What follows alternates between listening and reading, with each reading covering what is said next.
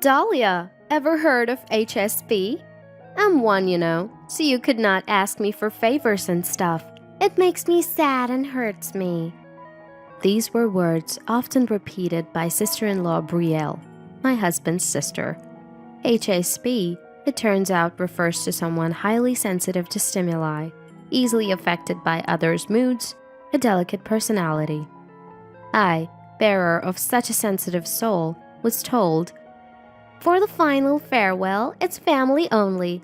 So could you, a stranger, please leave? Oh, why don't you guard the parking lot outside? Maybe count the blades of grass during the funeral." On the day of the final goodbye to father-in-law Ezekiel, I was told this under the cold sky. When my kind husband Axel learned of this, he uttered something astonishing. Too late for regrets for those who caused alarm. After all, I had been cared for by these people in the worst way possible. Amidst the tense atmosphere, one of the attendees said, "Aren't you guys gonna stop Dahlia outside?" "Huh?" Me outside was engaged in a rather surprising activity. I'm Dahlia, a 30-year-old office worker. Met Axel through a friend, dated for 3 years, and just married a year ago. Wish I could say it's been a tranquil married life, but not quite. I've been harboring a certain worry since the beginning of the marriage. At the in-laws' house, parents-in-law and Brielle, 2 years older than Axel, live. We often gather at in-laws' house for seasonal events, and naturally, there's a lot to do, like serving coffee when guests arrive. Glancing at mother-in-law Vivian, she seems busy chatting with relatives. It's not exactly painful, but it's not easy using a kitchen in a stranger's house where I don't usually live.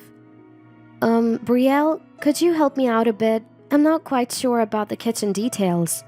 I asked Brielle, who had escaped to the kitchen and was sitting on a chair fiddling with her mobile phone. "Dahlia, I've said this many times, but I am an HSP, so please don't ask me for favors. It makes me sad and hurts me." With those words, Brielle stormed off to her room, making a loud noise. I did it again. My relationship with Brielle was always like this, unable to have a proper conversation without supposedly hurting her with my words. After high school, Brielle couldn't hold down a job for long due to her personality, hopping from one job to another. By the way, she quit another job a few months ago and is currently unemployed. "Dahlia, what happened? There was a loud noise." The first to rush over in such times is always Axel. Again with Brielle, sorry. I apologized with a wry smile. "Brielle's just being selfish. I'm really sorry for making you feel bad." Axel always stood by my side. Then Vivian came from the living room. "Dahlia again? You know Brielle is sensitive. I always tell you to be careful." "Seriously, for Brielle to get that angry? It must have been something big, right? Don't bully her too much, please." She glared at me angrily. Whenever Vivian's loud voice was heard, Brielle would come out of her room. "Mom, it's okay. It's my fault. Dahlia asked me to make coffee and told me to take the lead since I'm unemployed, and it just made me feel so frustrated. Dahlia, I'm sorry for making a loud noise earlier." She apologized to me tearfully. To an outsider, I was the complete villain. "I didn't say anything like that. Brielle, why do you always lie?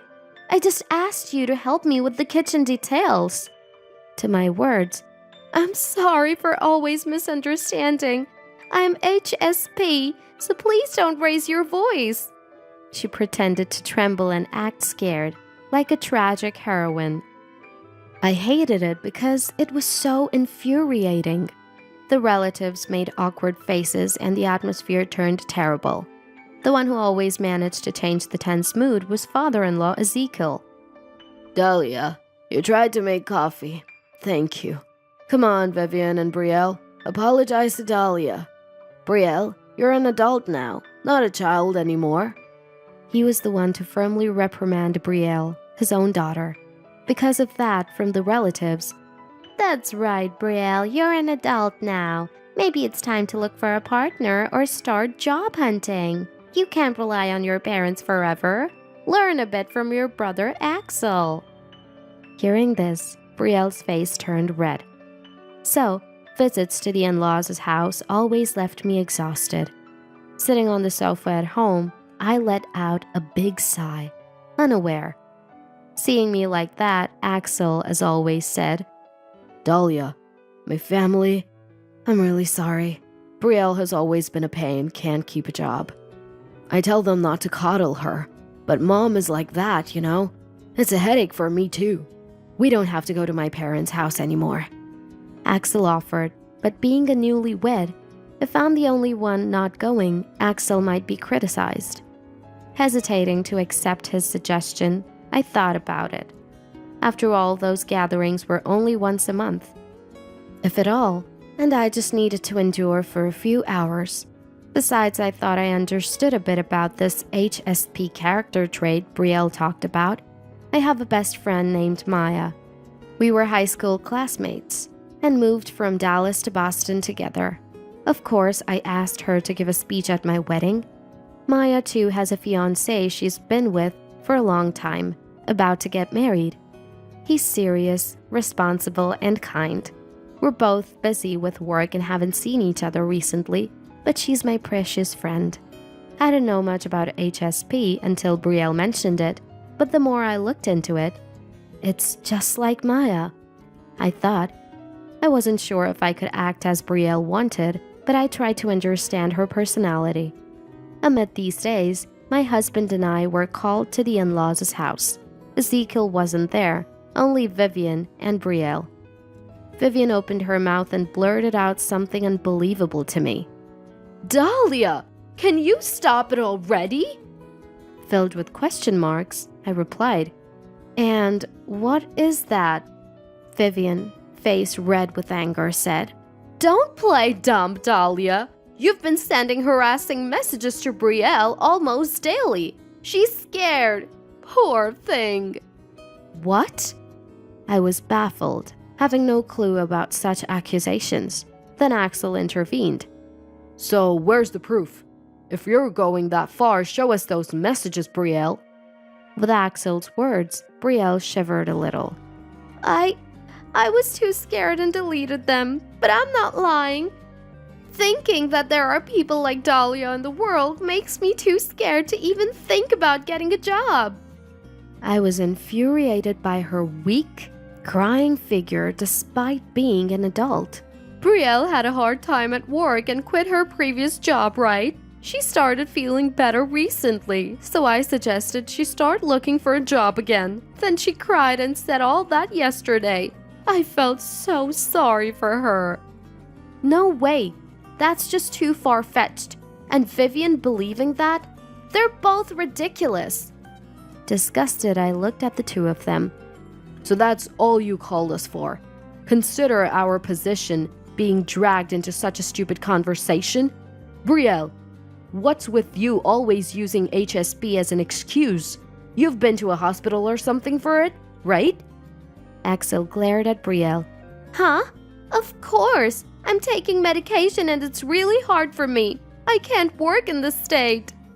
Brielle yelled, slamming the table with a loud noise, Vivian echoing her. Yes, Axel, you're being deceived by Dahlia. Brielle is suffering so much. Why aren't you on her side? You're crazy. Axel looked at them as if they were filth. What are you talking about? You two are the ones who are crazy. Then Axel retorted, Brielle, please stop using me as an excuse for not wanting to work. It's extremely unpleasant. Brielle's face turned red at my words. For the next few months, for the first time, I experienced what seemed like a peaceful married life. I learned how important it is to distance oneself from the source of the stress. It was a cold early morning when it happened unexpectedly. At 4 a.m., Axel's mobile phone rang, rubbing his sleepy eyes. Ugh, it's Mom. Obviously, I can ignore it, right? As Axel was about to go back to sleep, I said, Calling this early in the morning is a bit strange, don't you think? Maybe something's happened. Reluctantly answering the call he heard. Axel, Ezekiel has... It was a heart attack. By the time we rushed to the hospital, Ezekiel was already gone. Vivian, seeing me, Why did Dahlia come too? Go away! She threw her bag at me. Brielle was also there. It's all Dahlia's fault. All of it. Non-family members leave. I said to their irrational words, Enough! Can't you be quiet at a time like this? It's so unfair to Ezekiel. And don't worry, I don't consider you family either. Axel apologized to me, but there was so much to do. Ignoring the unreliable two, we busied ourselves with death notices, funeral and church arrangements. Ezekiel's sister, auntie-in-law Lucy, who lived far away. He worked so hard. Rest well, Ezekiel. So, what will you do, Axel? Axel looking straight ahead. My mind's been made up for a long time. Lucy simply nodded in understanding. We decided to have a funeral with only close family. On the day of the funeral, I never expected to be treated like that. While I was bustling around, Dahlia, can you come here? Vivian and Brielle called me over. What is it? I asked. They had a request. We asked Axel, but he refused. Can you ask him for us? I was shocked when I heard what they wanted. Now that Ezekiel's gone, you both work, right? Could you help us out financially? Maybe $1,500 a month would be good. We're family after all, right? They were completely ridiculous. I couldn't help but laugh, holding my stomach. Family? Huh? Please don't make me laugh. Weren't you the ones who said non-family members should leave? Always calling us outsiders and now saying we're family when you're in trouble? Isn't that too self-centered? I refuse, of course. You're both young. Please work. Laughing derisively at me, Brielle, using her large frame, forcefully pushed my shoulder and said, Fine, then we want a family-only farewell. So could you, an outsider, please leave? Go guard the parking lot outside. And while you're at it, count the blades of grass during the funeral. Pulling my arm and laughing as it was amusing, she kicked me out of the funeral home without even giving me a coat in the cold season. Brielle, doesn't it hurt your heart to do such a petty thing? Don't you realize that your whims hurt people? My words seemed to have no effect. What? Preaching to me, a younger person? Heart hurting? I've never felt that. Rather, I get irritated watching people who don't do as I want. Dahlia, your happy work-life boasting is annoying. As she glared at me, I replied, I see. Well, that's enough. I wish you both the best in difficult times ahead. Smiling kindly, I walked towards the parking lot. I heard their crude laughter behind me, but it didn't bother me anymore. About 20 minutes later, a pale-faced Vivian and Brielle, along with an enraged Axel, showed up in the parking lot where I was. Dahlia, what are you doing? Are you crazy? Their faces, losing their minds, were comically absurd, and I couldn't help but laugh. What am I doing? Just doing as I was told, guarding the parking lot and counting grass blades. I'm at 350 now. Behind me. As I'm an outsider, I'm not allowed in the funeral home. I've been told by Vivian and Brielle to guard the parking lot and count the blades of grass. I had written these words on a cardboard box and placed it nearby. Why are you out here in the cold doing this? The relative asked worriedly, but I silently pointed at the cardboard box. Axel brought me my coat. I couldn't believe you were actually doing this. This is the last time. I'm really sorry for all the trouble I've caused. To the tearful Axel. It's okay, I said. Axel always stood by me. When I returned to the funeral home, several relatives rushed over. Don't worry about this and go to your mother's side with peace of mind. Why would I? I looked puzzled and Axel quickly nodded behind me. I later learned that when Axel noticed I was missing, "Where's Dahlia?" he asked Vivian and the others, who replied with a nasty laugh. Dahlia said she's an outsider and wouldn't attend the funeral, so she went outside. She's guarding the parking lot since she has nothing better to do. She's terrible, right? Maybe you should break up with her. Then you can come back home, Axel, and give Mom some peace. Who would believe such a lie? Axel, outraged, declared. Comfort you? Are you kidding me? I've said it before, my family is Dahlia and Dahlia alone. I don't want anything to do with people who only hurt her. I'm cutting ties with you. At the mention of cutting ties, Vivian was agitated. Cutting ties? Such unfilial behavior. At least support us financially. You expect us to live in that house, just the two of us? Show some filial piety. In response to Vivian's furious words, "Why do you even think you can continue living in that house? It's too presumptuous. It's embarrassing, right, Lucy?" Lucy nodded to Axel's comment. The in-laws' house was originally built by step-grandparents. When the step-grandparents passed away, the property and the house were inherited by Lucy after a discussion among siblings. Vivian, you didn't help Dad and Mom when they were in trouble, did you? Instead, you drove them out of their own home. I've always apologized on behalf of Ezekiel, and I inherited the house. There's no plan for me to return. Brielle, you too. You've always bullied my daughter every time you saw her. She's so afraid of you that she didn't even come today. Lucy glared at the two. Dad was planning to divorce Mom and leave the house. You didn't know that, did you? He consulted me many times, saying he was scared of you two and didn't know what to do. Lucy and I were preparing to sell the house. Axel spoke calmly. Divorce? Selling the house? Axel, what are you talking about? The fear of possibly losing their home seemed to instantly drain the color from their faces. Brielle, you need to straighten out your childlike behavior, or you're going to face serious consequences soon. Axel's advice was unheeded.